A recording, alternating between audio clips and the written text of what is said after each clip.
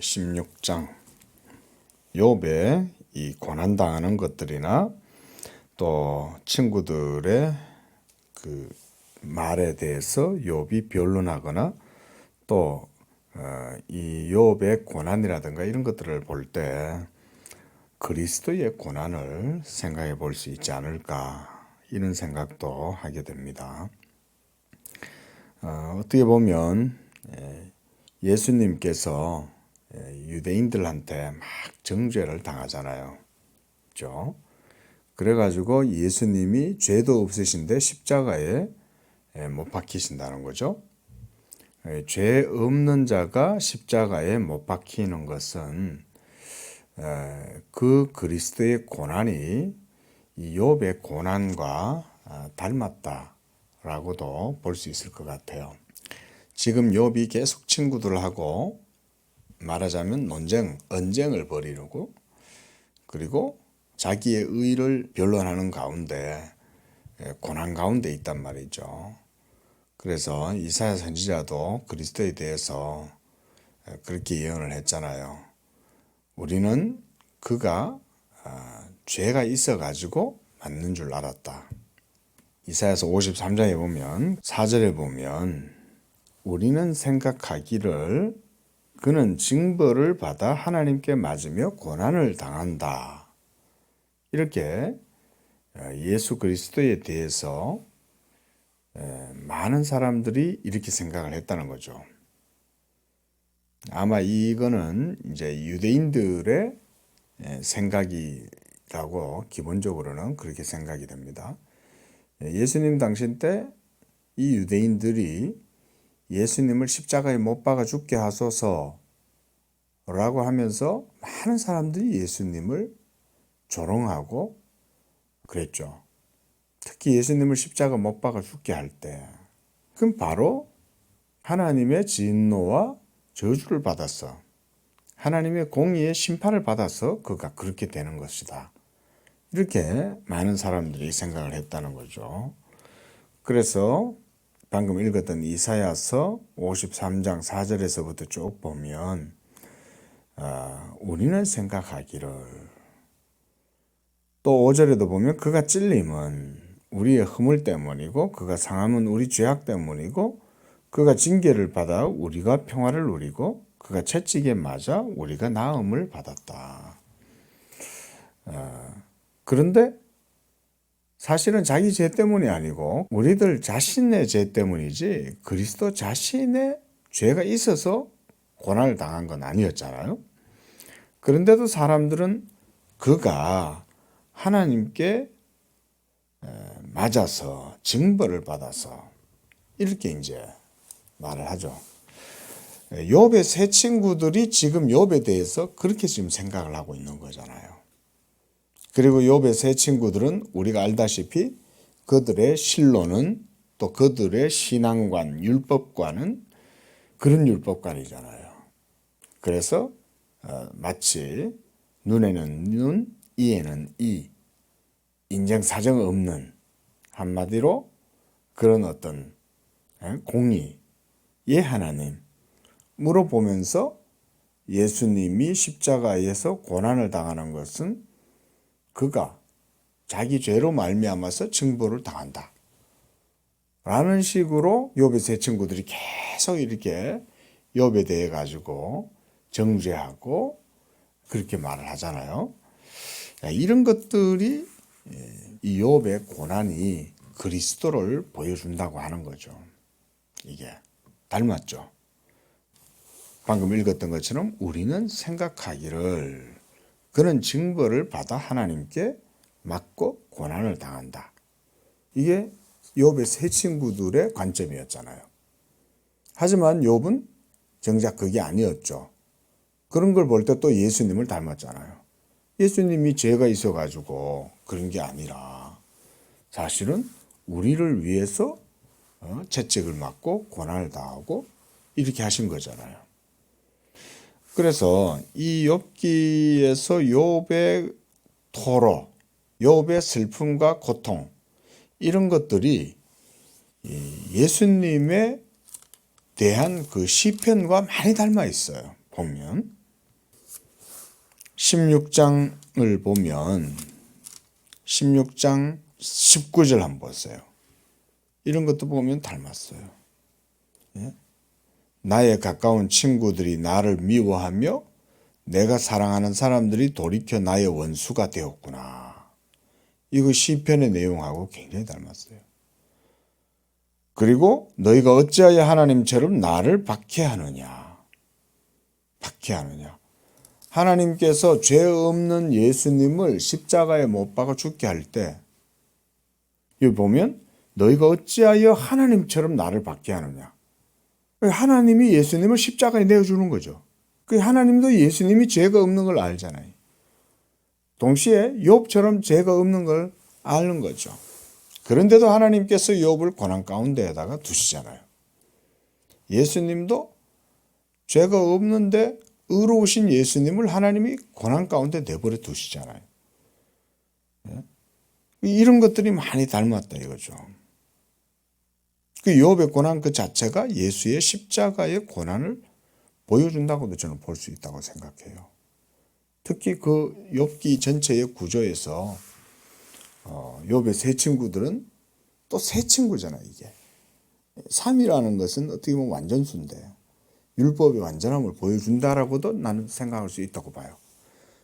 물론 이건 일종의 이제 비유긴 하지만 알레고리라고도 볼 수도 있겠지만 욥의 세 친구들이 욥을 정죄하고 비난할 때 그것은 바로 그리스도를 욥을 통해서 보여준다.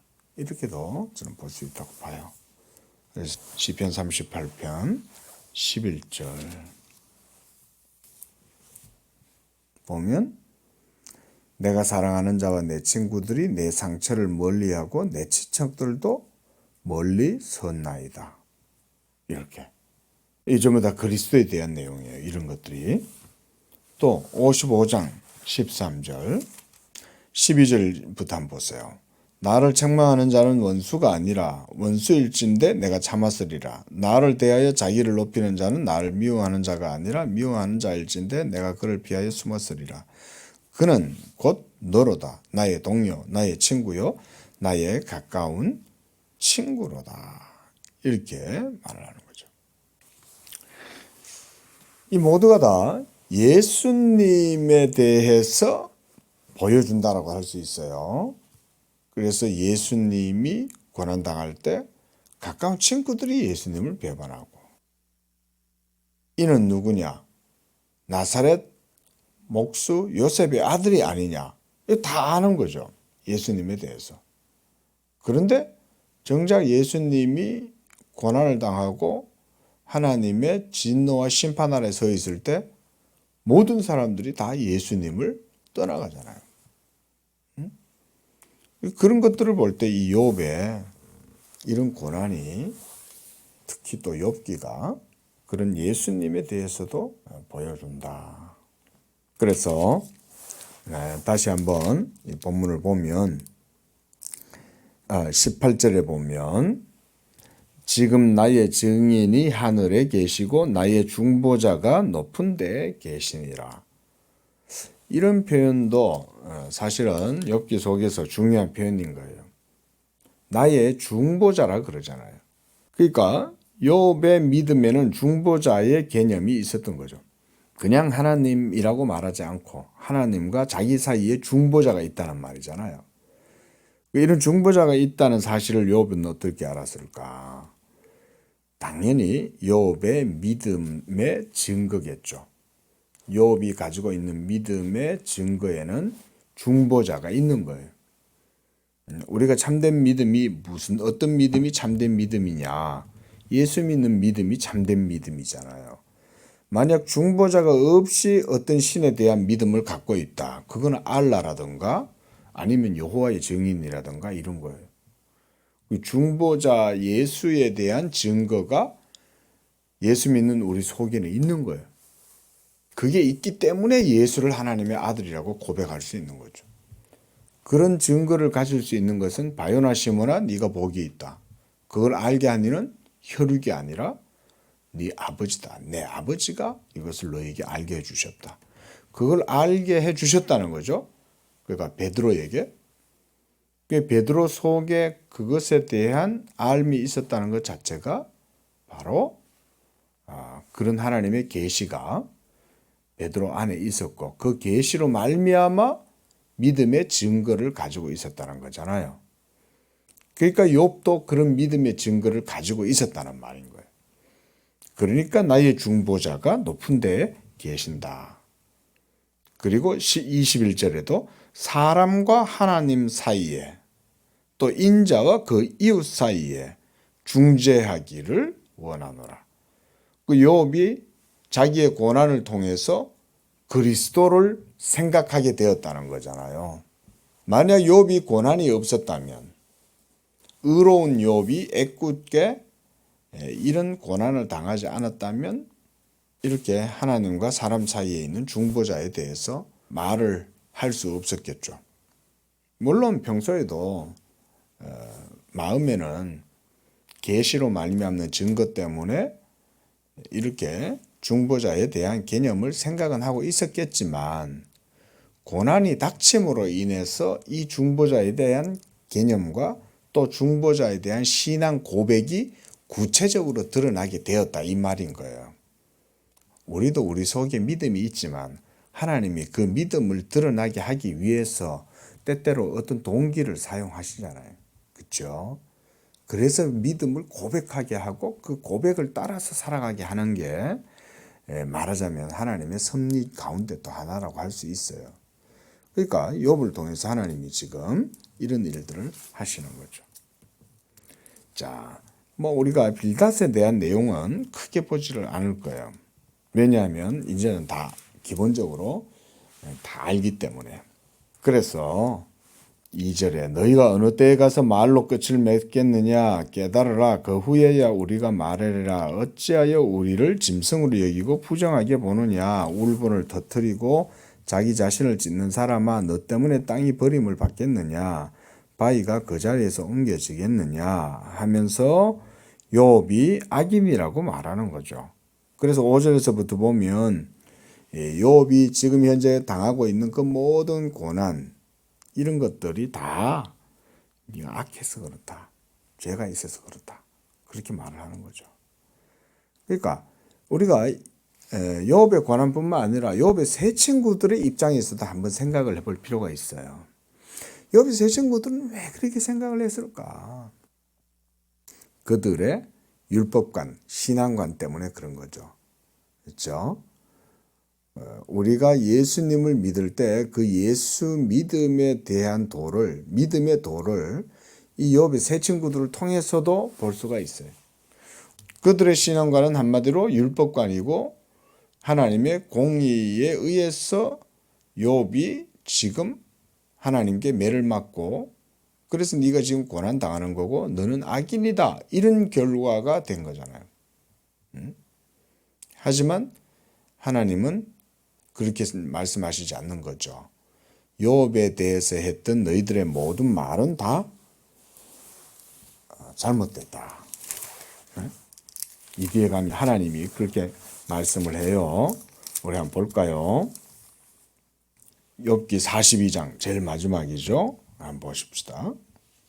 7절 한번 보세요.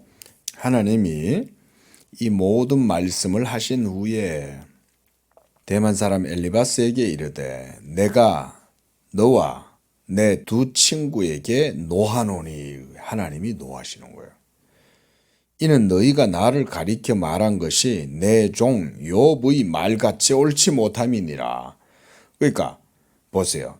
여기서 하나님께서 욥의 세 친구들의 신앙관에 대해서 지금 책망을 하시는 거예요. 너희가 나를 가리켜 말한 거.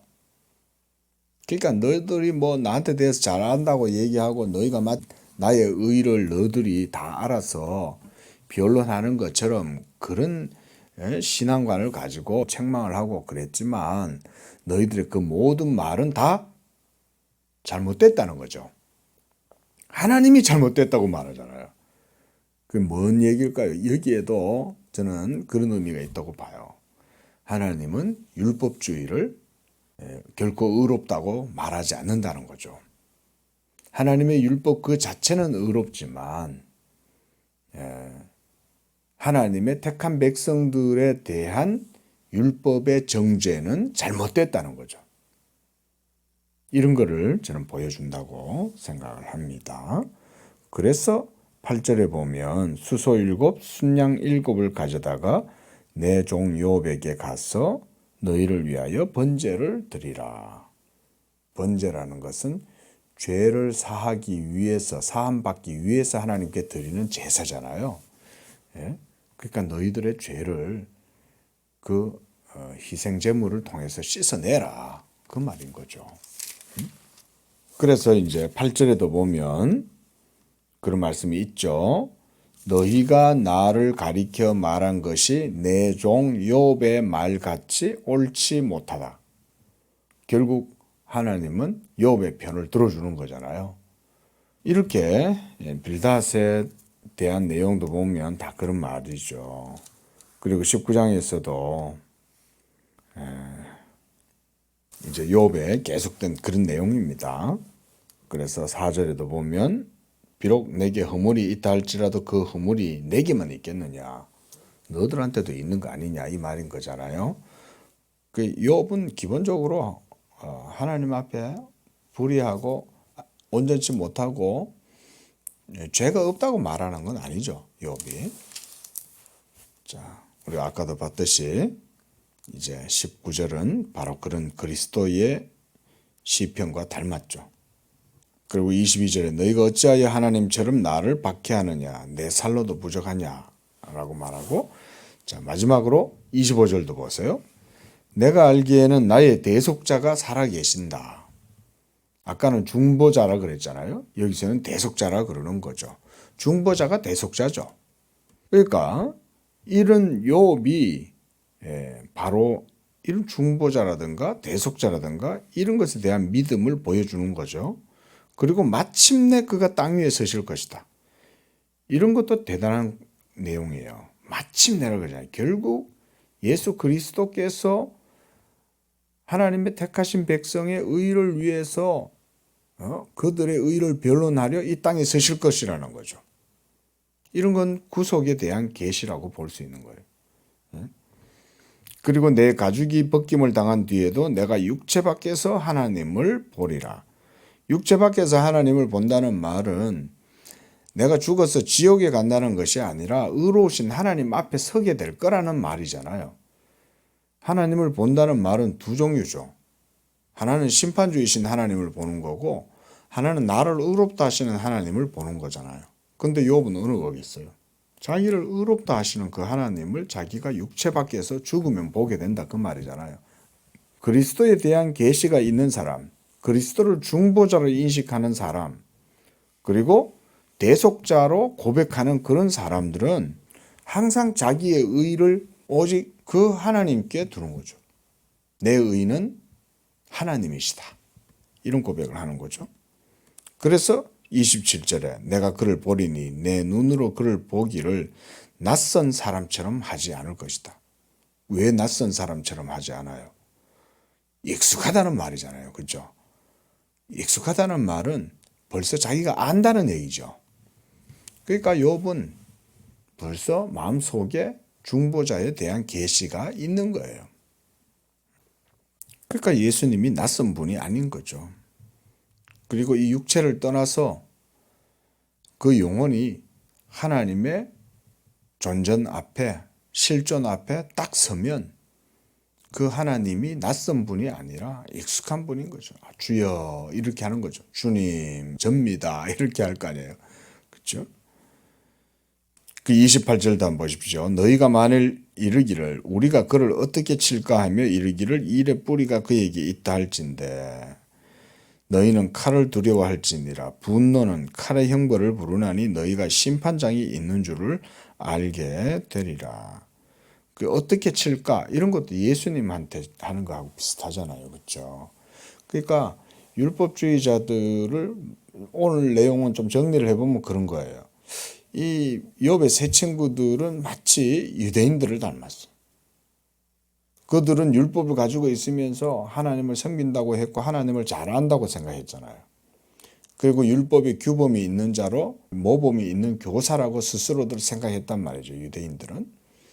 근데 그들은 정작 예수님이 왔을 때는 그 예수님에 대해서는 온갖 악한 말로 그 예수님을 정죄하고 조롱하고 비난하고, 그리고 예수님은 또한 아무 죄도 없는데도 고난을 당하고 멸시를 당하고 천대를 당하고 또 버림을 당하고 배신당하고 이런 일들을 겪었단 말이에요. 그게 예수님의 고난인데, 그런 고난 속에서 지금 욥의 고난이 이렇게 되게 이제 많이 닮았고, 그 다음 그런 욥의 고난도 이런 고난들을 통해서 욥이 중보자에 대해서 자꾸 말하게 되고 고백하게 되고, 이렇게 함으로써 나는 이런 욥기의 구조라든가 흐름이 결국은 하나님의 의를 보여주고 율법의 의 앞에 서 있는 우리 인간들의 교만함, 엘리바스, 빌다, 소발, 이 세 사람은 그 율법의 의 앞에서 지금 욥의 고난을 해석해서 욥을 책망하고 조롱한다는 거죠. 자, 이런 것들이 나는 욥기 안에도 저는 볼 수 있다고 생각을 합니다. 기도하겠습니다. 살아계신 하나님 아버지, 우리는 늘 우리 자신들의 의를 따라서 우리가 의롭다고 생각할 때가 얼마나 많고, 마치 하나님의 율법을 앞에 놓고도 그 율법 앞에서 내가 정죄를 받는 것이 아니라 도리어 내가 그 율법을 가지고 남을 판단하는 그런 모습으로 설 때가 얼마나 많습니까? 그러나 우리에게는 중보자가 계시고 우리에게는 대속자가 계시니 우리가 우리의 의가 되시는 예수 그리스도를 믿는 믿음으로 그 모든 율법의 정죄에서 자유함을 얻게 하시고 그 율법의 정죄에서 담대함을 얻게 하시고, 그래서 예수 그리스도를 믿는 믿음으로 하나님께 영광을 돌리는 그런 하나님의 의로우심을 의지할 수 있는 그런 믿음이 되게 도와 주시옵소서. 오늘 한 날도 그와 같은 믿음으로 우리 모든 성도들의 삶과 또 우리 양재교회도 그 믿음 위에 서게 하시고, 오직 예수 십자가의 복음, 복음의 그 의와 하나님의 은혜만을 의지하고 살아가는 그런 한 날이 되게 해 주시옵소서. 예수님의 이름으로 기도합니다. 아멘.